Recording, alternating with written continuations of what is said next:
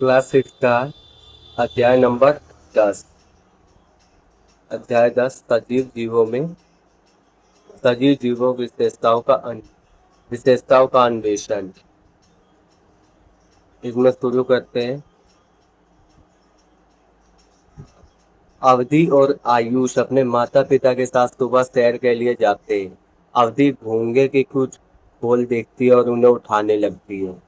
उसकी माताजी उसे ऐसा न करने के लिए कहती है और बताती है कि यह खोल एक जीवित घोंगे का घर हो सकता है। वास्तव में यह उनके शरीर का एक अंग होता है। अवधि और आयुष को आश्चर्य होता है कि एक खोल जो हिल भी नहीं रहा है उसके अंदर कोई सजीव प्राणी कैसे हो सकता है। बाद में विद्यालय जाने पर अवधि और आयुष ने अपने मित्रों के साथ उस घटना को साझा करते हैं और वे अपने शिक्षक के पास जाते हैं और उनसे पूछते हैं कि जो फूल हिल भी नहीं रहा था वो एक सजीव घोंगे के शरीर का एक अंग कैसे हो सकता है। शिक्षक कक्षा में सजीव और निर्जीव पर चर्चा प्रारंभ करते हैं। अब यह क्रियाकलाप होता है।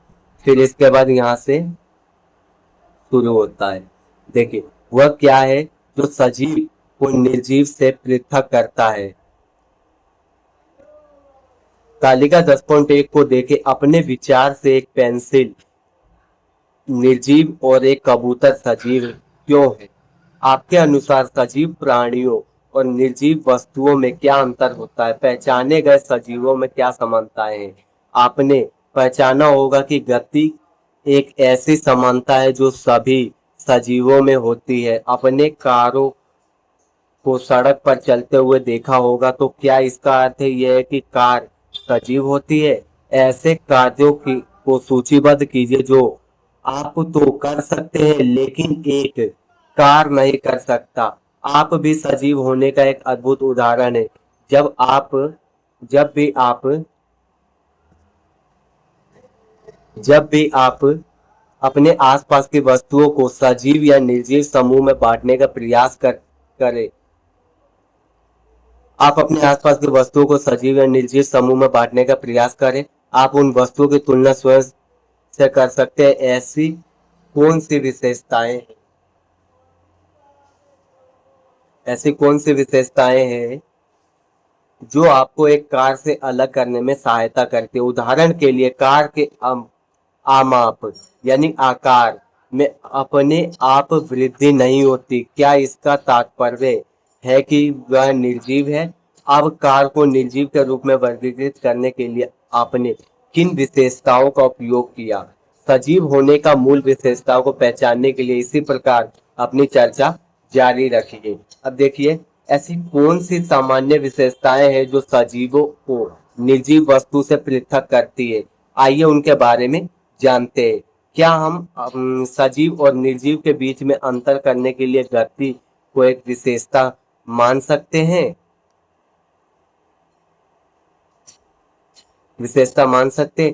अपने आसपास की 5 ऐसी वस्तुओं की सूची बनाइए जो आप अपने आप गतिमान हो सकती है। क्या आपके अनुसार सूचीबद्ध की गई 5 लिए वस्तुएं केवल इसलिए सजीव है क्योंकि वे स्वयं गतिमान हो सकती है। अब जंतुओं की भांति पौधे तो स्वयं एक स्थान से दूसरे स्थान पर नहीं जा पाते तो क्या आप इन्हें सजीव मानते हैं।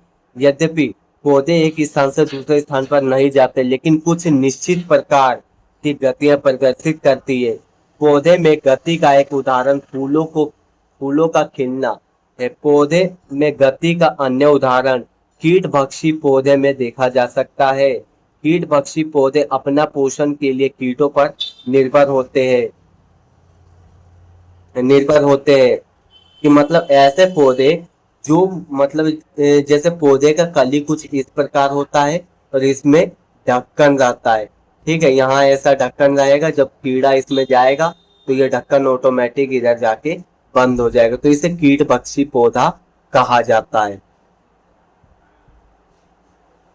तो देखिए कीट पक्षी पौधे का एक उदाहरण ड्रोसेरा है। ये भी कीट पक्षी का एक उदाहरण है। ड्रोसेरा की पत्तियां तस्तरी यानी सासर सासर के आकार की होती है जिसमें आसमान असमान लंबाई वाले बाल जैसे अनेक तंतु होते हैं जिनके छोर पर चिपचिपा पदार्थ होता है। जब भी कोई कीट तस्तरी की सतह को स्पर्श करता है, बाल अंदर की ओर मुड़ जाते हैं और अपने चिपचिपे छोर से कीट को जकड़ लेते हैं। यानी जब इसकी ओर कोई जीव या कोई कीड़ा कोई भी चीज जाता है तो ये बाल अपने अंदर की तरफ कर लेता है और चिपचिपा पदार्थ ये छोड़ देता है, जिसमें वो कीट या जीव चिपक जाता है और ये आसानी से उसको खा सकते हैं या अपना भोजन कर सकते हैं। अन्य कीट पक्षी पौधे में गति के प्रक्रम का अवलोकन करने का प्रयास कीजिए। यानी कोई दूसरे पौधे पर भी ध्यान डालना है। आरोही आरोही लताएं भी अपने समीप रखती हुई वस्तु के चारों ओर लिपटी जाती है। इसका तात्पर्य है कि भले ही पौधे एक स्थान से दूसरे स्थान पर नहीं जाते, फिर भी वे गतिशील प्रदर्शित करते हैं। आप अपनी तुलना अपने बचपन के तस्वीर से करें। क्या आप वह पोशाक पहन सकते हैं जो आप 4 वर्ष पहले पहनते थे? नहीं, क्योंकि आपके शरीर का आकार बड़ा हो गया है। इसका कारण आपके शरीर में वृद्धि है।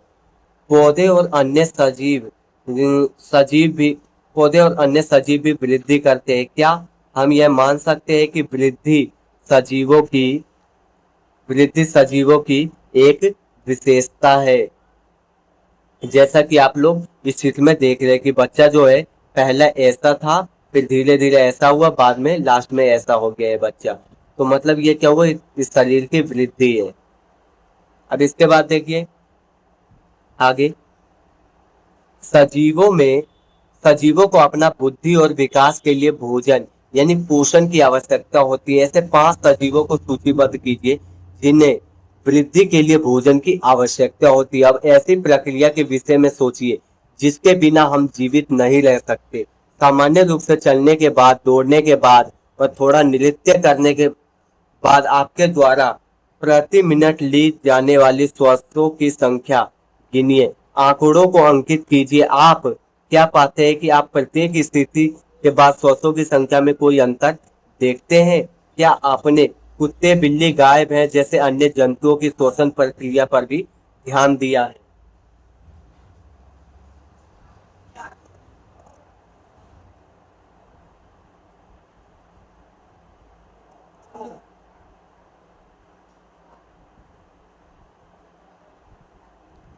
अब देखिए, जब वे विश्राम कर रहे हो कि उनके पेट की गति को ध्यान से देखिए। श्वसन प्रक्रिया में जब हम श्वास अंदर की ओर खींचते हैं तो वायु हमारे शरीर में आती है, तब हम श्वास बाहर निकालते हैं तो वायु हमारे शरीर से बाहर की ओर जाती है। श्वास लेना श्वसन प्रक्रिया का एक भाग है। क्या पौधे भी श्वसन करते हैं? पौधे की पत्तियां की सतह पर छोटे छोटे छिद्र होते हैं जिन्हें रंध्र कहा जाता है। रंध्र रंध्र इंपॉर्टेंट है, इसको अंडरलाइन कर लेना, चाहे लिख लेना, ये बहुत ज्यादा इंपॉर्टेंट है। पौधे की पत्तियों की सतह पर छोटे छोटे छिद्र होते हैं जिन्हें रंध्र कहते हैं। ये छिद्र पौधे के शरीर में वायु अंदर लेने और बाहर करने में सहायता करते। अपने विद्यालय के वरिष्ठ कक्षाओं के विद्यार्थी के साथ बातचीत कीजिए और उन्हें अनुरोध कीजिए कि वे आपकी कक्षा के सूक्ष्मदर्शी के उपयोग में रंध्रों को प्रदर्शित कर सकते हैं। सजीव सभी सजीव श्वसन करते हैं। क्या आपने ग्रीष्म काल के दौरान कमीज पर कांख के आसपास पड़ने वाले सफेद धब्बों को देखा है? सफेद धब्बों को देखा है? ये धब्बे पसीने के कारण पड़ते। शरीर से अपशिष्ट पदार्थ के रूप में निकलने वाले पसीने में जल और लवण होते। शरीर से अपशिष्ट उत्पाद के निष्कासन का उत्सर्जन कहते हैं। उत्सर्जन, ये चीज इंपॉर्टेंट है ये भी, यानी शरीर के अपशिष्ट उत्पादन के निष्कासन को उत्सर्जन कहते हैं। इंपॉर्टेंट है, इसको याद कर लेना। जंतु में उत्सर्जन एक उत्पादन के रूप में मूत्र भी निर्मित होता है। क्या आप जानते हैं कि पौधे भी उत्सर्जन करते हैं? आपने ध्यान दिया होगा कि पौधे के पत्तियों की सतह पर अतिरिक्त जल और खनिज को सूक्ष्म बूंदों के रूप में उत्सर्जित करते हैं। उदाहरण के लिए घास और गुलाब सभी सजीव उत्सर्जन करते हैं। आइए अब एक अन्य विशेषता पर ध्यान देते हैं। यदि बिना जूते पहने घूमते हुए अप्रत्याशित रूप से आपके पैर में कांटे जैसी नुकीली वस्तु को कांटे जैसी नुकीली वस्तु पड़ जाए या आप गलती से चाय का गर्म प्याला छू ले तो आपकी प्रतिक्रिया क्या होगी। कांटे पर पड़ना और गर्म वस्तु को छूना उद्दीपन है। कोई भी वस्तु या कोई घटना जीवों को अनुक्रिया करने के लिए प्रेरित करती है, उद्दीपन कहलाती है। उद्दीपन ये बहुत इंपॉर्टेंट है, एग्जाम में बार बार पूछा जाता है। कोई भी वस्तु, कोई घटना जो जीवों को अनुक्रिया करने के लिए प्रेरित करती है, उद्दीपन कहलाती है। कि जैसे चलते चलते तुम्हारे पैर में अचानक कांटा चुभ जाता है तो तुम्हारा रिएक्शन कैसा रहता है। अचानक से तुम डर जाते हो, घबरा जाते हो, या तुम बैठे हो चाय पी रहे हो, धोखा से तुम्हारे हाथ पे चाय गिर गया या गर्म पानी गिर गया तो इससे क्या होता है, तुम थोड़ा सा घबरा जाते हो। आप भी तीन उद्दीपनों के अपने प्रति शरीर में होने वाली अनुक्रियाओं को सूचीबद्ध कीजिए। कि मतलब ऐसे तीन अनुक्रिया बताइए जिससे अचानक से हुआ हो। जैसे पैर में कांटा चुभ जाना, गर्म पानी गलती से छू देना, या हाथ जल जाना, हाथ कट जाना धोखा से। तो इस तरीके के तीन उद्दीपनों को लिखना है, नोट डाउन करना। क्या पौधे भी उद्दीपन की प्रति अनुक्रिया करते हैं? जी हाँ, पौधे भी उद्दीपन के प्रति अनुक्रिया करते हैं। उदाहरण छुई छुई का लज्जालू या टच मी नोट या मिसोसा। पौधे को छूने पर वे अपनी पत्तियां बंद कर लेते हैं। क्या आपने ध्यान दिया है कि कुछ पौधे होने के बाद सूर्यास्त होने के बाद अपनी पत्तियां बंद कर लेते हैं। विशेष तौर पर कुछ पौधे एक दूसरे के सामने मुड़ने वाली पत्तियों के आपस में आसपास आ जाती है। कि जैसे ये छुई का पौधा है, ये कुछ ऐसा है कि इस पत्ती को छूते हैं तो ये वाला पत्ती और ये पत्ती, सब पत्ती क्या करते हैं, आपस में मुड़ जाते हैं। ठीक है, ये सिकुड़ जाते हैं। ये आंवले के पेड़ की बंद पत्तियों में देखा जा सकता है। समस्त सजीव उद्दीपन के प्रति अनुक्रिया करते हैं। अपने आसपास कुछ अन्य ऐसे पौधे का पता लगाइए जिनकी पत्तियां सूर्यास्त के बाद बंद हो जाती है। आंवला और छुई के पत्तियां इस प्रकार की अनुक्रिया क्यों करते हैं? उनके इस प्रकार के व्यवहार के लिए कौन सा उद्दीपन उत्तरदायी है, कि इसका कौन सा कारण हो सकता है। अब देखिए, इसके बाद क्या आपने बिल्ली, कुत्ते या अन्य जंतुओं के बच्चों को देखा है? 5 अलग अलग जंतुओं के बच्चों को सूचीबद्ध कीजिए। क्या आपने किसी निर्जीव वस्तु जैसे पेंसिल, कुर्सी या बल्ब के बच्चों को देखा है? सजीव सभी सजीव जनन करते। जनन अपनी तरह के नवजातों को जन्म देने की प्रक्रिया है। कि जैसे आप मान लीजिए कि बिल्ली का बच्चा जो है ये बिल्ली ही देगा, लेकिन जैसे मान लो तुम्हारे पास एक कलम है या पेंसिल है, तो पेंसिल छोटा पेंसिल को जन्म नहीं दे सकता है। ठीक है, पेंसिल बड़ा होगा, ये जन्म लेगा, तो ऐसा नहीं हो सकता। अब जैसे काफी सारे छोटे छोटे बच्चे खेलते कि ये मेरा गुड़िया हुआ, ठीक है, और इसका जन्मदिन होता है, फिर इसका मनाया जाता है जन्मदिन, इसका बच्चा होगा, इसका जन्म। ठीक है, तो इस तरह के बच्चे खेलते। जनन क्यों अनिवार्य है? ये जीवन की निरंतर के लिए अनिवार्य है। जब कोई सजीव जीवित रहने के लिए सभी साधनों की होने पर उपलब्धता होने पर भी उपयुक्त सभी लक्षणों को प्रदर्शित करने में सूक्ष्म सक्षम नहीं होते, उसे मृत कहते हैं। मृत, ये चीज इंपॉर्टेंट है, पूछा जाता है एग्जाम में, इससे भी याद कर लेना। देखिए, जब कोई सजीव जीवित रहने के सभी संसाधनों की उपलब्धता होने पर भी उपयुक्त सभी लक्षणों को प्रदर्शित करने में सक्षम नहीं होता, उसे मृत कहते हैं, यानी मरा हुआ। कि मतलब जीवित होने के बाद भी वो सांस नहीं ले सकता, खाना नहीं खा सकता, देख नहीं सकता, उसे मरा हुआ कहा जाता है। उपर्युक्त चर्चा से हम समझ सकते हैं कि सभी सजीवों में कुछ सामान्य विशेषताएं पाई जाती है। उदाहरणार्थ, सभी सजीव गति प्रदर्शित करते हैं, उन्हें भोजन की आवश्यकता होती है, वे वृद्धि करते हैं, शोषण करते हैं, जनन करते हैं, उत्सर्जन करते हैं, उद्दीपन के प्रति अनुक्रिया करते हैं, अंतर वह मर जाते हैं। इनमें से भी एक लक्षण का अभाव यह दर्शाता है कि निर्जीव वस्तुएं हैं, कि निर्जीव वस्तुओं में ये सभी कार्य विद्यमान नहीं रहते हैं। जबकि आप ये जान गए कि सजीव की पहचान कैसे की जाए, क्रियाकलाप 10.1 को पूरा करने के लिए तालिका 10.1 सिस्टम को भरिए। अब आप 20 के सजीव निर्जीव श्रेणी में रखेंगे, क्यों, ऐसा क्यों होगा? आइए जाने कि पौधे में इनमें से कौन सा आवश्यक विशेषताओं का अन्वेषण करने के लिए बीज को अंकुरित होता है, कि मतलब पौधे उगाने के लिए बीज को अंकुरित करना क्यों जरूरी होता है।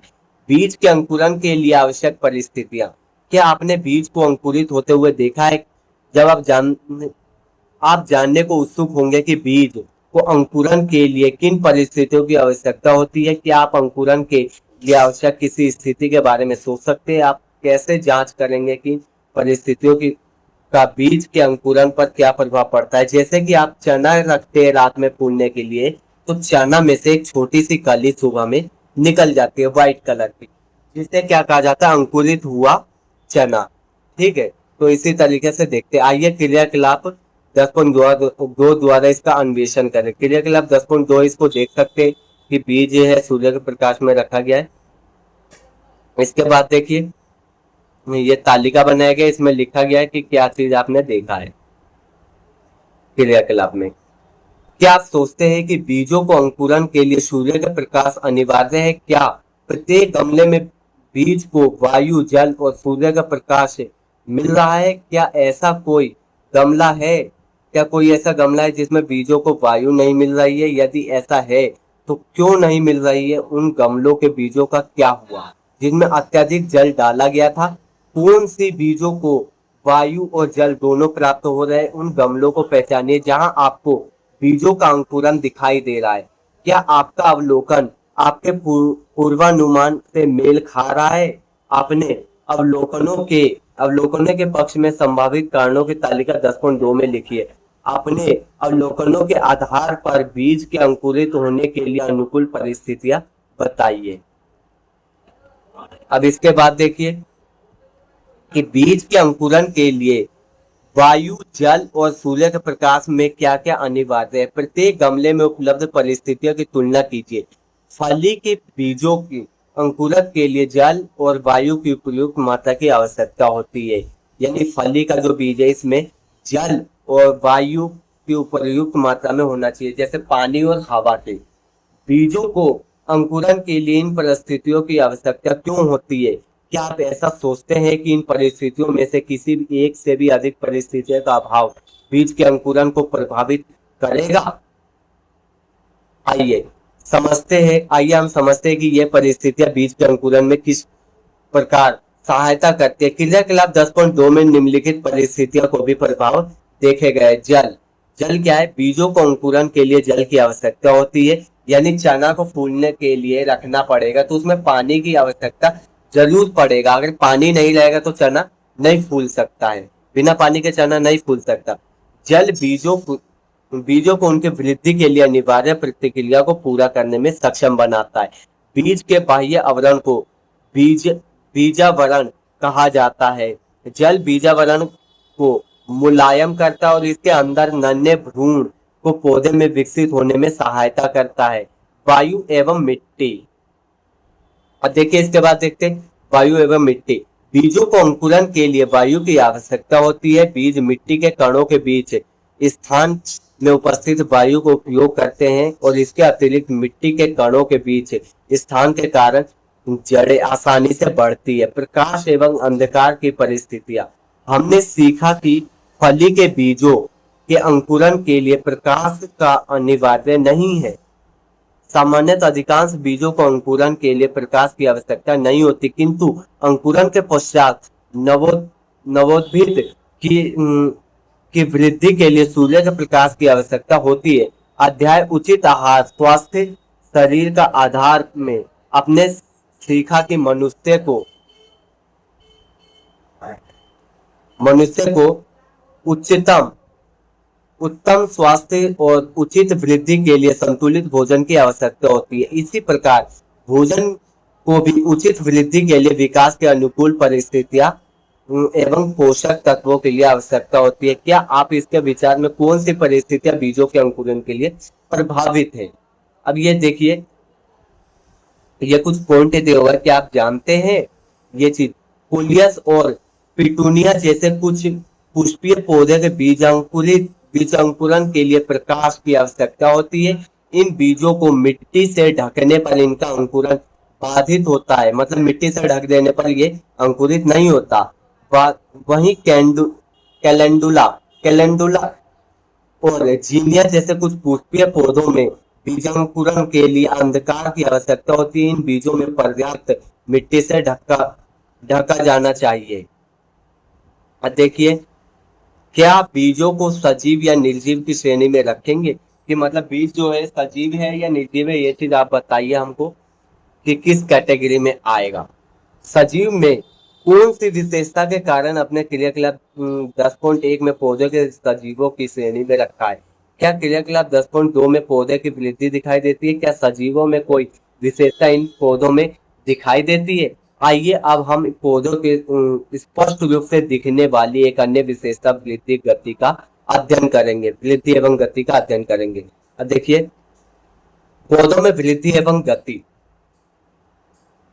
पौधे सूर्य के प्रकाश के प्रति किस प्रकार अनुक्रिया करते हैं? क्या सूर्य का प्रकाश पौधों के विभिन्न भागों की वृद्धि की दिशा को प्रभावित करता है?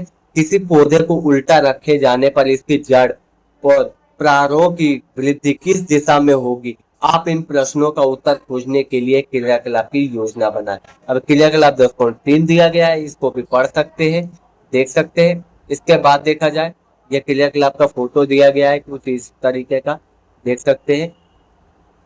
अब यह क्रियाकलाप के अनुसार तालिका है। देखिए, अब यहाँ पर आपके अवलोकनों के अनुसार बीकर का, बीकर खा और बीकर ग में जड़ के प्रश्नों की वृद्धि की दिशा क्या है? क्या आप इसके अवलोकनों के पूर्वानुमान मेल खाते हैं कि आप इन क्रियाकलाप का निष्कर्ष निकाल सकते हैं? देखिए, अब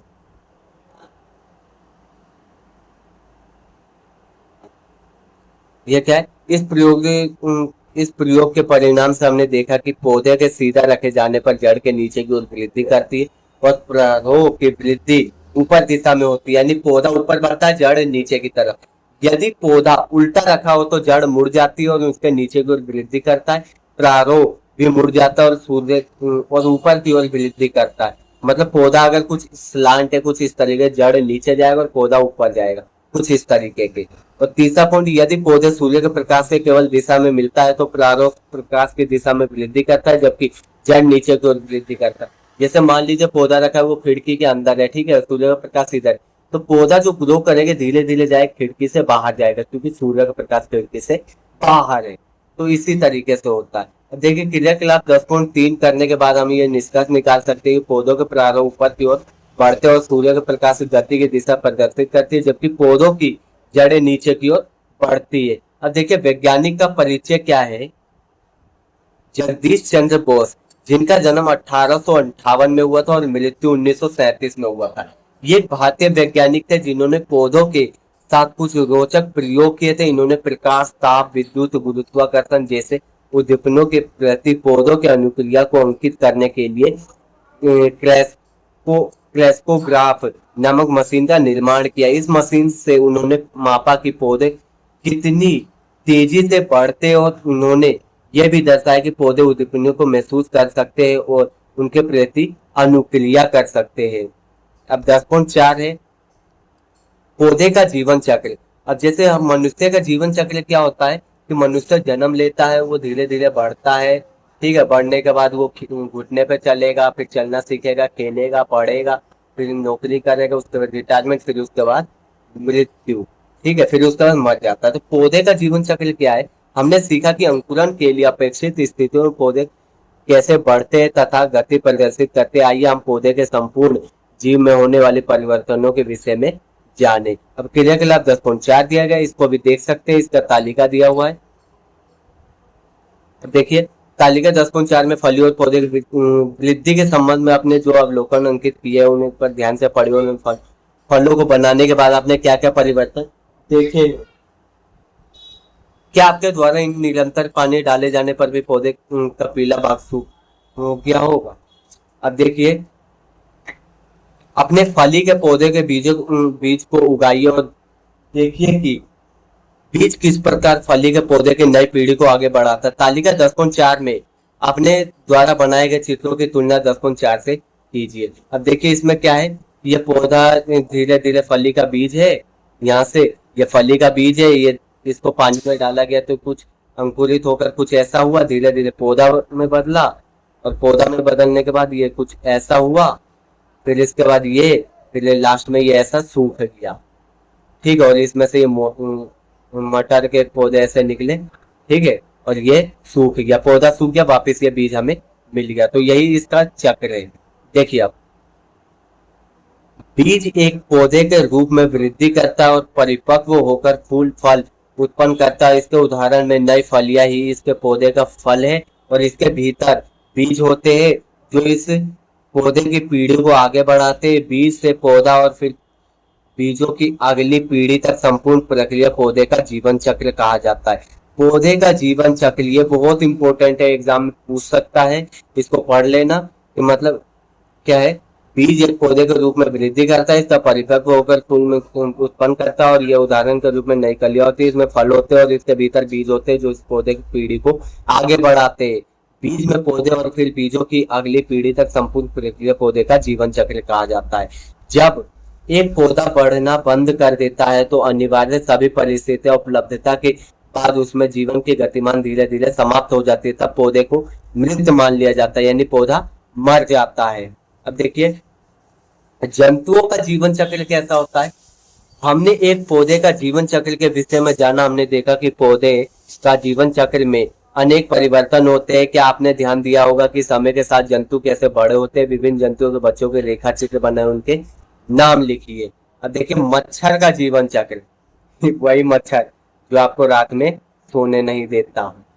देखिए मच्छर का जीवन चक्र, अपने आसपास के मच्छरों के भिनभिनाहट की ध्वनि सुनना हमारे लिए एक असामान्य अनुभव। मादा मच्छर खून चूसने वाले कीट है जिससे जिनसे मलेरिया, डेंगू, चिकनगुनिया जैसी अनेक बीमारियों का संचारण हो सकता है। अपने समाचार पत्रों में स्कूल सूचना पट या जागरूक अभियानों के माध्यम से जाना होगा कि मच्छरों के प्रजनन की रोकथाम की जानी चाहिए। हमें भी सलाह दी जाती है कि अपने आसपास कहीं भी जल इकट्ठा न होने दे। ऐसा क्यों है? ये स्थिर जल मच्छरों के अंडे देने के साथ कोई संबंध है, जिस कारण इस पर रोक लगाया जाता है। अब इसके बाद देखिए, अपने विद्यालय, घर और आसपास की स्थित जल का पता लगाने के लिए सुरक्षा परीक्षण, सॉफ्टवेयर ऑडिट का आयोजन कीजिए। यदि संभव हो सके तो किसी छोटे जीवों की अवलोकन कर अवलोकन करने के लिए एक हैंडलाइन से लीजिए। कूलर के अंदर गमलों एवं अन्य खुले पात्र ऐसे सामान्य स्थान होते हैं जहाँ स्थिर जल एकत्रित होने की संभावना रहती है और आपको दो अलग अलग प्रकार की कृत्रिम जैसे जीव 10.5 में मिल सकते हैं। ये लार्वा और प्यूपा है जो मच्छरों के विकास के दौरान उनके जीवन में दो विशिष्ट अवस्थाएं यदि आपको लार्वा और प्यूपा दिखाई देता है तो इसकी सूचना अपने शिक्षक को दीजिए। अब जैसे ये देख सकते हैं पानी में छोटे छोटे कुछ इस तरीके, ये प्यूपा है और ये है लार्वा। ये मच्छरों के अंडे को बढ़ाने में सहयोगी होते हैं। शिक्षक को दीजिए। मच्छरों के प्रजनन को रोकथाम के लिए किए जाने वाले आवश्यक उपायों के विषय में अपने शिक्षक सहपाठियों से चर्चा कीजिए। लार्वा और प्यूपा के आकार का आपने क्या अंतर देखा, ये दोनों में क्या अंतर है, लार्वा और प्यूपा में क्या अंतर दिखाई देता है। अब देखिए इसके बाद जल निकायों में देखने के लिए मच्छरों में लार्वा, प्यूपा बार बार जल की सतह पर आते हैं। इनका क्या कारण हो सकता है? मच्छर के लार्वा और प्यूपा में जल में रहने के इनके श्वास लेने के लिए जलवायु की आवश्यकता होती है, वह श्वसन लेने के लिए जल की सतह पर आते हैं। अब देखिए मच्छरों के जीवन चक्र को किस प्रकार भंग किया जा सकता है। मैंने अपनी माताजी के स्थिर जल पट्टी का तेल छिड़काव करते हुए देखा, वो ऐसा क्यों करती है? तो मतलब जल छिड़काव करते हैं, कहीं पर तेल छिड़काव किया जाता है। मिट्टी का तेल जल की सतह पर एक पतली परत बनाता है। ये परत जल को वायु से पृथक कर देता है और लार्वा एवं प्यूपा शोषण द्वारा वायु ग्रहण नहीं कर पाते, परिणामतः वे मर जाते हैं। अब क्रियाकलाप 10.5 है, इसमें भी देख सकते हैं। यह अवलोकन एवं वृद्धि विकास के लिए सही अनुक्रम में जानने के लिए हमें सहायता करेंगे। अब कल्पना कीजिए कि आपके पोखर में जल से भरा एक पात्र दिया जाता है जिसमें लार्वा और प्यूपा है। इन्हें पात्र से अलग किए बिना ये निश्चित करने के लिए कि दोनों अवस्थाएं पहले से कौन सी अवस्थाएं आएगी, क्या क्रियाकलाप के किसी प्रकार योजना बनाएंगे। अब देखिए ये मच्छर का जीवन चक्र है कुछ इस तरीके के, ये अंडे हैं, ठीक है, ये प्यूपा है, ये मच्छर है। आइए मच्छर के जीवन चक्र की इन अवस्थाओं के विषय में अधिक जाने। और मच्छर अपने जीवन चक्र में 4 अवस्थाओं से गुजरते हैं: अंडा, लार्वा, प्यूपा और वयस्क अवस्था। प्यूपा से निकलकर वयस्क मच्छर जल की सतह पर थोड़ा विश्राम करता है और फिर उड़ जाता है। वयस्क मच्छर 10 से 15 दिन तक जीवित रह सकता है। यानी मच्छर कितने दिन तक? 10 से 15 दिन तक जीवित रहता है। ये चीज पूछता है एग्जाम में, हर जगह पूछा जाता है। हमने देखा कि एक मच्छर अपना जीवित अंडे अवस्था 1 के रूप में आरंभ करता है। अंडे में विकास लार्वा अवस्था 2 के रूप में होता है। लार्वा में विकसित प्यूपा अवस्था 3 के रूप में विकसित होता है और प्यूपा वयस्क मच्छर अवस्था 4 में परिवर्तित होता है। और वयस्क मादा मच्छर सीधे जल पर यह जल के समीप अंडा देता है और यह चक्र चलता रहता है।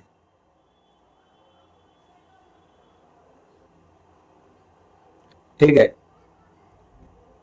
चलता रहता है, यह चक्र चलता रहता है। मच्छर के जीवन चक्र की विभिन्न अवस्थाओं के दौरान उनके बाह्य आकृति, शरीर के आकार के संरक्षण में महत्वपूर्ण परिवर्तन होते हैं। अंडे का आकार लार्वा से बहुत भिन्न होता है और ये लार्वा प्यूपा से भिन्न दिखाई देता है। प्यूपा वयस्क मच्छर से बहुत भिन्न दिखाई देता है। क्या ये कल्पना करना आसान है कि मच्छर एक प्यूपा से निकलता है? अब ये चीज देख सकते हैं। रेशम कीट मिल्क मोथ भी जीवन के 4 अवस्था से गुजरता है: अंडा, लार्वा, प्यूपा और वयस्क। अंडे लार्वा के रूप में स्फुटित होते हैं और फिर आकार में बढ़ते हैं और प्यूपा में परिवर्तन होने वाले पहले लार्वा धागे जैसा परिवर्तित स्रोत करते हैं और फिर उनके चारों ओर लिपट जाता है। ये रेशे होते हैं जिनका उपयोग रेशमी वस्त्र बनाने के लिए किया जाता है। इन्हें भारत में खादी खादी और ग्रामोद्योग या विक ने रेशे का उत्पादन के लिए अनेक केंद्र स्थापित किए। मेंढक के जीवन चक्र क्रियाकलाप 10.6 देखिए। अब ये मेंढक का जीवन चक्र है। ठीक है, ये तालिका है। ठीक है, मेंढक का जीवन चक्र।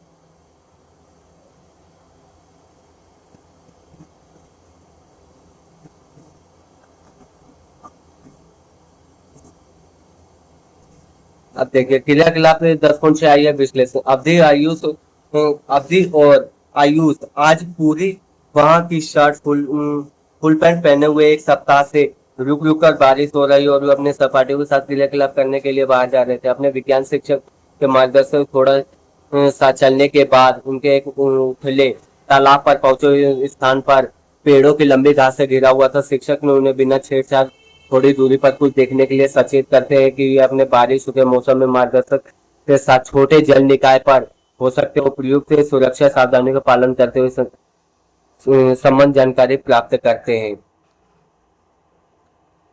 अब इसके बाद आप तालाब के किनारे पर सतह सफेद जेली जैसे पदार्थों का अवलोकन कर सकते हैं। ये जेली जैसा पदार्थ जल में उनके आसपास के उगने वाले पौधे के साथ संलग्न हो सकती है। जेली जैसे पदार्थ मेंढक के अंडे समान जलांडक के रूप में माना जाता है। चित्र 10.7 में मेंढक द्वारा जीवन चक्र की अवस्था की विशेषताओं का अवलोकन कीजिए। आपने दी गई अवस्थाओं का उनके प्रक्रम को सुनिश्चित करेंगे कि यह अवस्था के प्रारंभिक अंतिम आकारों को स्पष्ट परिवर्तन दर्शाता है। इस परिवर्तन तालिका 10.5 में सूचीबद्ध की। अब ये जैसा कि देख सकते हैं काका जो बताया गया था कि ये क्या है, पहले अंडे, फिर पुपा, फिर लार्वा, फिर ये वयस्क, फिर इसके बाद मेंढक, पूरा प्रॉपर तरीके से। ठीक है, ये इसी तरह की साइकिल चलता है। तालिका 10.5 में सूचीबद्ध अवलोकन के आधार पर मेंढक ने जीवन चक्र का चित्र बनाया। अपने द्वारा की गई चित्रों की तुलना 10.8 से कीजिए। अब ये तालिका है, तालिका को भरना होगा। अब इसमें देखिए कुछ अवस्थाएं साथ ही रखी गई। चित्र 10.7 में अवस्थाओं के साथ में रखा गया है और मेंढक के जीवन चक्र में 4 अवस्थाएं मिली। पहला अंडावस्था, दूसरा भ्रूण अवस्था में परिवर्तित होता है टैडपोल अवस्था, और जिसमें पूछ युक्त पैरविहित पर प्रारंभिक अवस्था के पीछे पैरों सहित बाद की अवस्था होती है। और मंडूकक फ्रॉगलेट अवस्था में 4 वयस्क मेंढक अवस्था में होते कि कुछ इस तरीके से।